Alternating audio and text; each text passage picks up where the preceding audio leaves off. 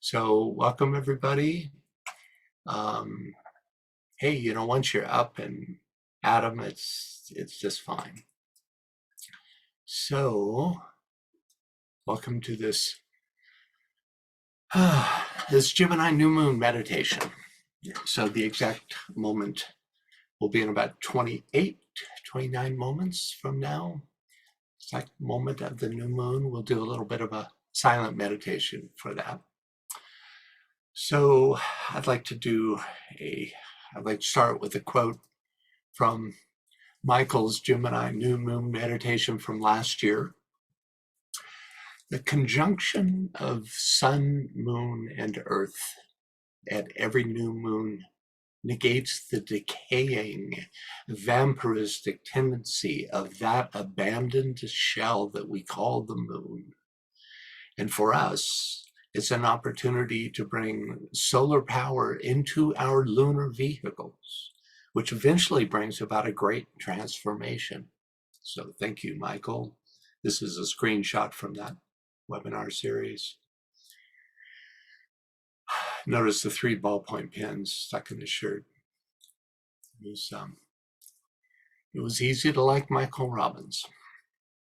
Okay, let's take a look at the astrological chart for the new moon. First of all, the eclipse that came in the Waysock and in the previous new moon, the influence of that is still with us because these eclipses have a very wide orbit of influence. Their effects can last a long time. So first of all, the obvious, the sun-moon conjunction, which always marks a new moon, is at 9 degrees Gemini. The Sabian symbol for this degree is a quiver filled with arrows. This is a mental symbol borrowed from Sagittarius, Gemini's polar opposite, which suggests the ability to pierce the unreal through focused mental intention. Keep this in mind when we take a look at Mercury, Gemini's exoteric ruler, which is massively aspected. So new moons always mark a new beginning, but this new moon, we move from water to fire, from a mystical Jupiter-Neptune in Pisces to a fire Jupiter-Mars conjunction in Aries.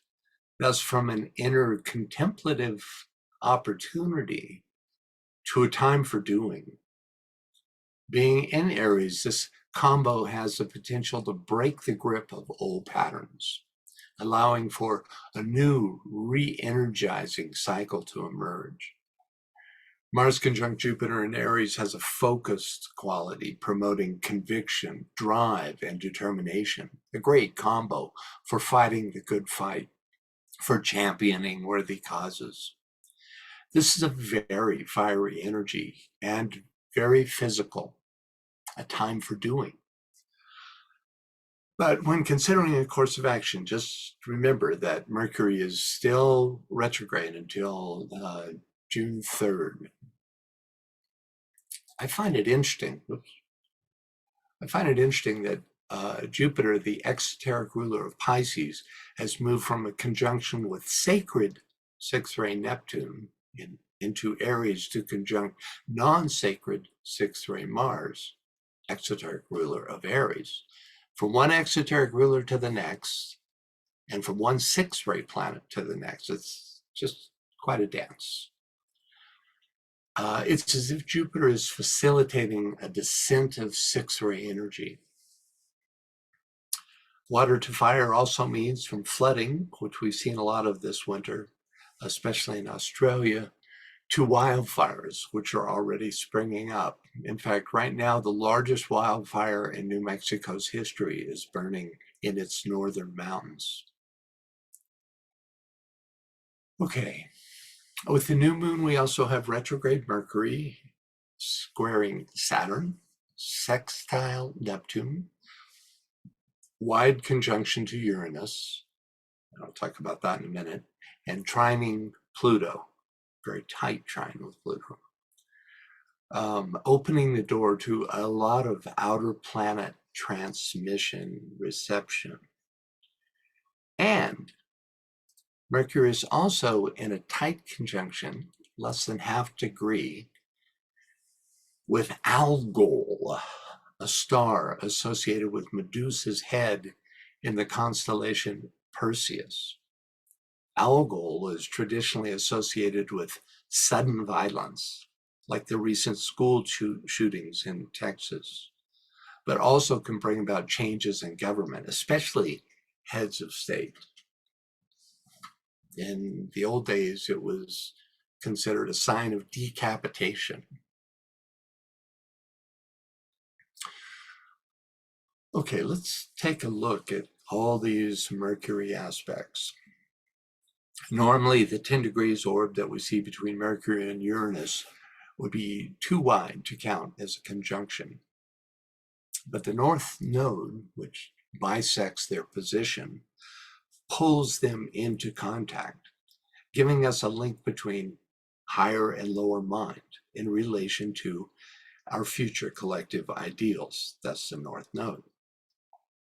This works with the ability to pierce the veil, suggested by the Sabian symbol's quiver of arrows for 9 degrees Gemini. Whenever Mercury comes into aspect with Uranus, its role as messenger of the gods comes to the fore.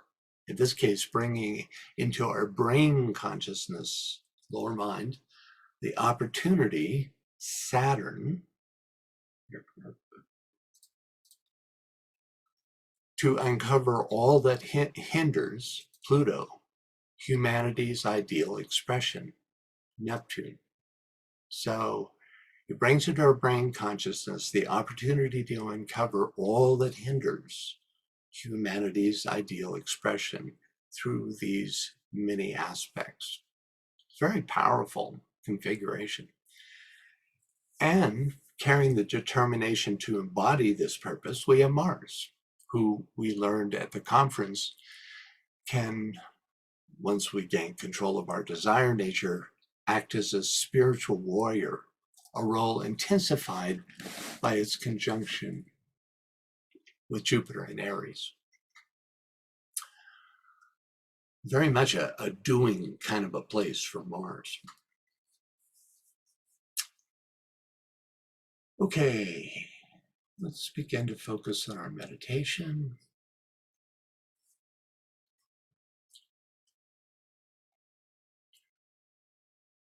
Just as full moons emphasize the consciousness aspect, new moon meditations allow us to focus on our spiritual will. This is in part due to the fact that our little planet is the center at the base of the spine of the solar logos, which directly links us to the will or power aspect of the solar logos via Shambhala. Also, the moon veils Vulcan, and in the new moon, there is no solar reflection off the moon, so that first ray Vulcan and Uranus's first ray monad can come through.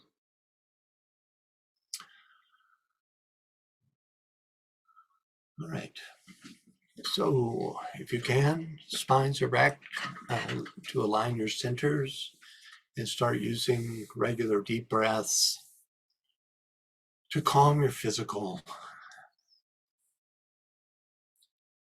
your etheric centers, and then check in with your astral body and calm any emotions. You can do this by visualizing a calm body of water stretched out before you, and always with your breath.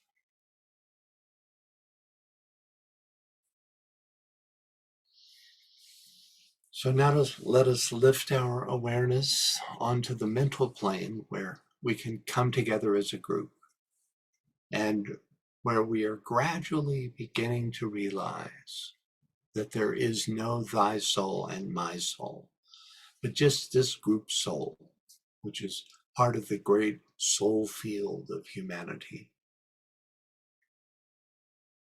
From this high point of tension, let us visualize a brilliant white light sweeping down from Shambhala into the group soul, burning away the illusions of the lower mind, bringing clarity and soul-infused reason. And it is this reason that enables us to come together as souls.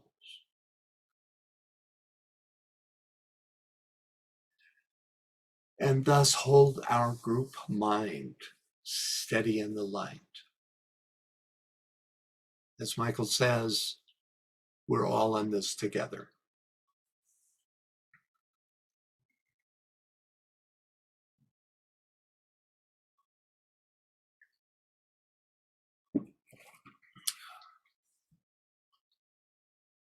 Now visualize this great light sweeping down into the astral body, burning away our habitual glamours, and thus freeing us to know the truth of our essential unity.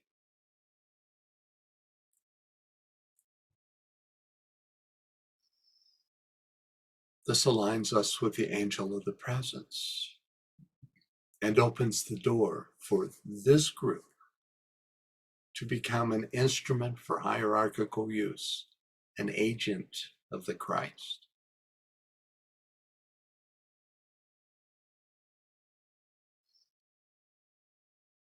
In this way, we move closer to the day when we will, as a group, embody the words, Christ in us, the hope of glory.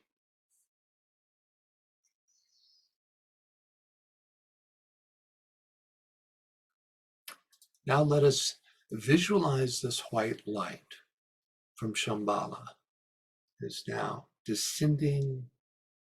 It's descended through our mental into the astral, purifying, energizing, electrifying, and now down into our etheric bodies.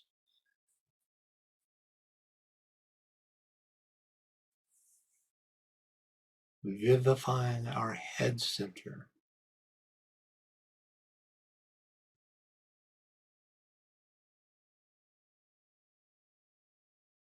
our heart center, and throat chakras, opening our group ajna center, and purifying our lower chakras and physical bodies, and thus rendering the personality elemental receptive to the guidance of the angel of the presence.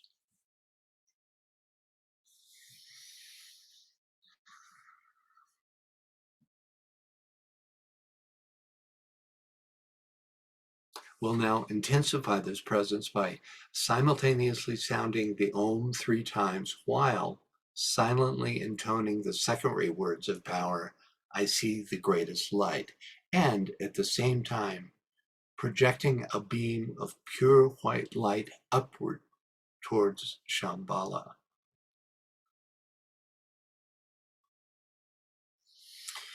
So, as we outwardly sound the Om, inwardly, silently say to yourself, I see the greatest light, as we as a group visualize this light projecting towards Shambhala. Okay.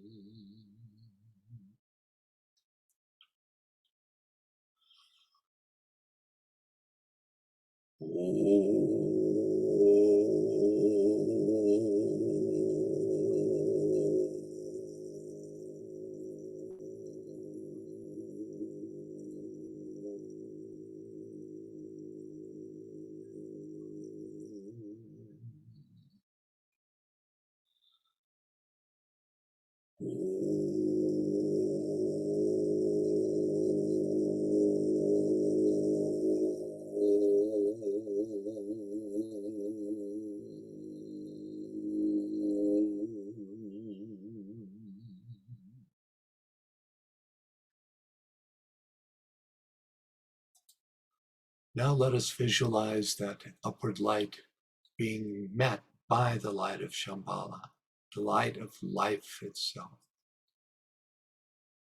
This meeting of the streams turns our little group into a channel of light, which we will now and for the rest of this meditation imaginatively radiate into the great soul field of humanity, merging with all peoples and all lands, and thus meeting the ever-present need. It is from this perspective that we can say, as a unifying mantra, "Naught is but me," thus unveiling the capacity to see the soul in everyone. In this way, we build our group Antakarana, drawing down into our waking consciousness, soul light, soul love, and soul will.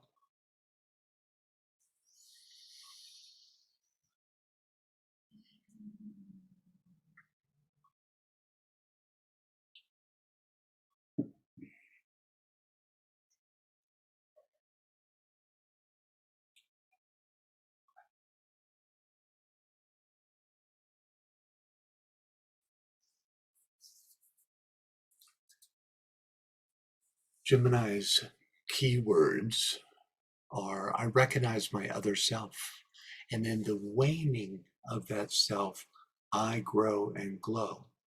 The I is, of course, the soul, the Pollux element in the Castor and Pollux twins. So from this soul perspective, what seed, what beneficial thought form will you plant for this cycle? Formulate some specific idea that you can commit to nurturing during this cycle until the next full moon in a couple of weeks. What seed, thought?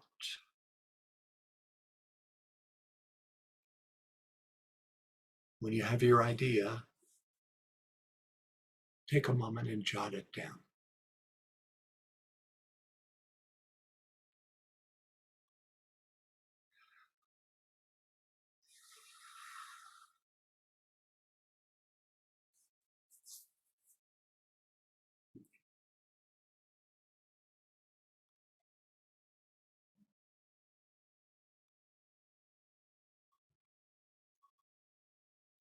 Now we want to expand this idea out to your nation. So what seed idea would benefit the nation that you live in?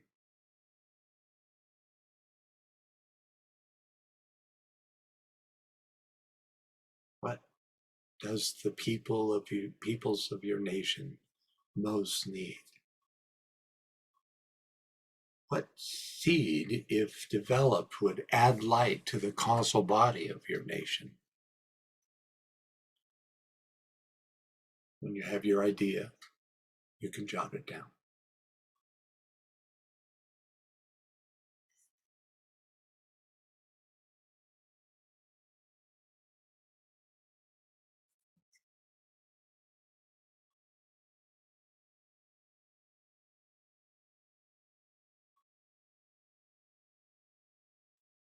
And finally, let us together as a group contemplate a seed thought that would benefit the whole of humanity.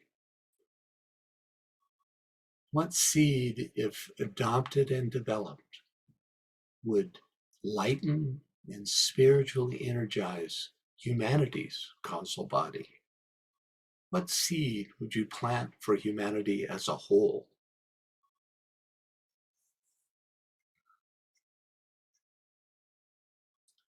When you have your idea, make note of your seed thought.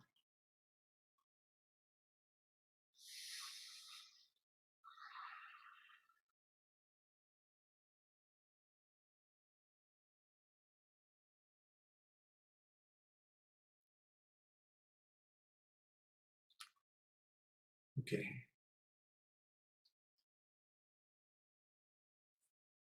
I'd like to continue our focus on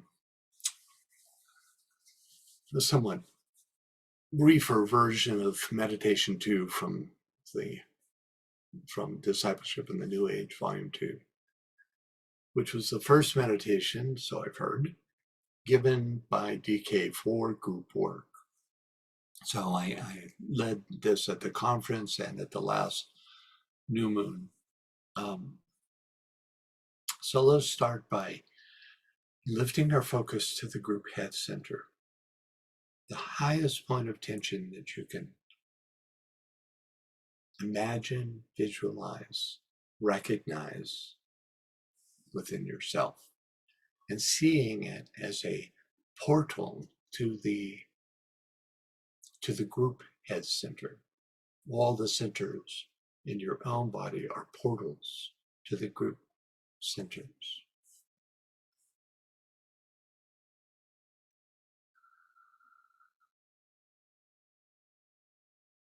So taking advantage of the access to the intuition afforded by Mercury's aspects to the outer planets, let us, through an act of the will, project the energy focused in the head down into the solar plexus.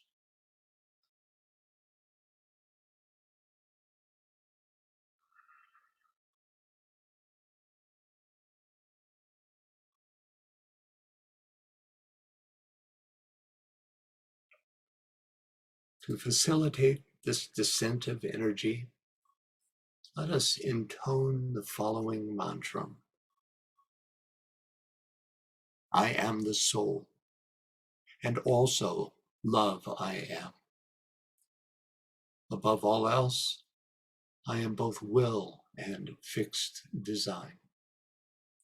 My will is now to lift the lower self into the light divine. This light I am. Therefore, I must descend to where the lower self awaits my coming. That which desires to lift and that which cries aloud for lifting are now at one. Such is my will.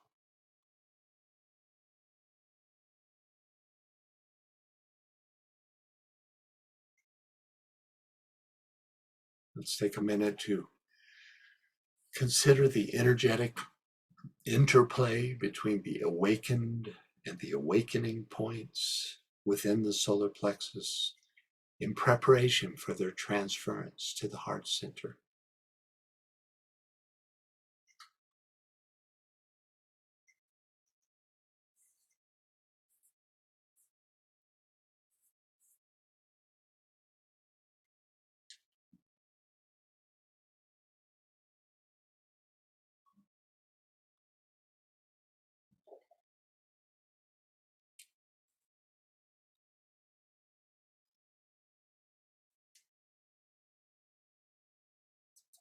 As we vision the energies of the solar plexus being carried up the spine to the heart center, let us again breathe out the Om into the solar plexus, always from the perspective of the head.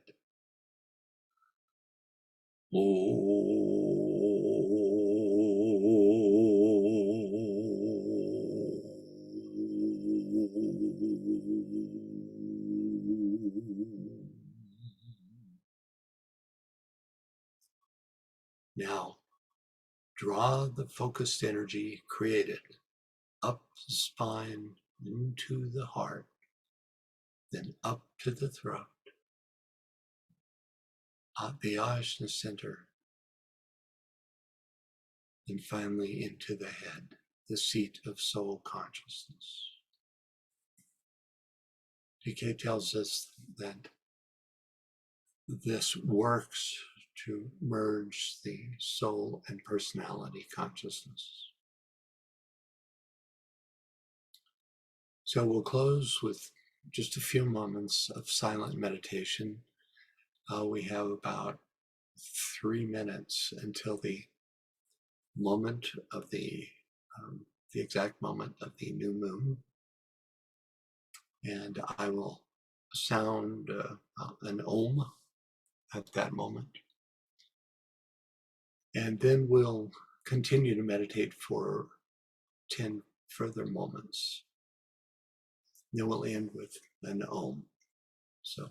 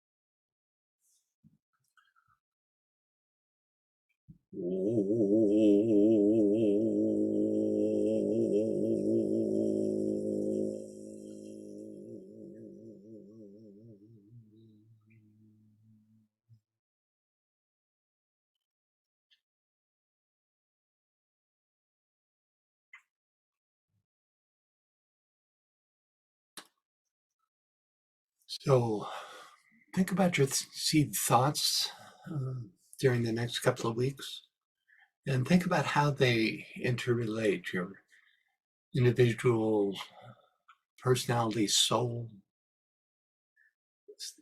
seed, the seed for your nation, and the seed for humanity. What path do they make? And I thank you very much for being here. The group work goes on. So blessings to you. Good morning, good night, wherever you are. Bye-bye.